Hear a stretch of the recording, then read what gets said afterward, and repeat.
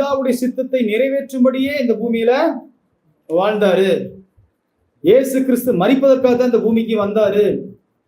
ஏன்னா இயேசு கிறிஸ்துவின் மரணத்தின் மூலமா தான் நம்முடைய பாவத்திலிருந்து விடுதலையாக முடியும். எல்லாமே தேவனுடைய காட்ஸ் பிளான். இது எல்லாமே. அல்லேலூயா.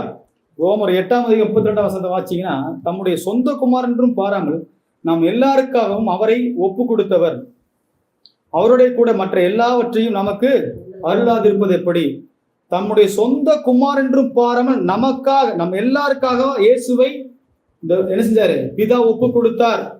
அதனாலதான் யோவான் 3:14 வாசிக்கிறீங்க, தேவன் தம்முடைய ஒரே பேரான குமாரனை விசுவாசிக்கிறவன் எவனோ அவன் கெட்டு போகாமல் நித்திய ஜீவனை அவர் அடையும்படிக்கு அவரை தந்தருளி இவ்வளவாய் உலகத்தில் ஒரு மனுஷன் கூட கெட்டு போக கூடாது, ஒரு மனுஷன் கூட நரகத்துக்கு போக கூடாது. அதற்காக இயேசு கிறிஸ்து இந்த பூமிக்கு அனுப்பினார்.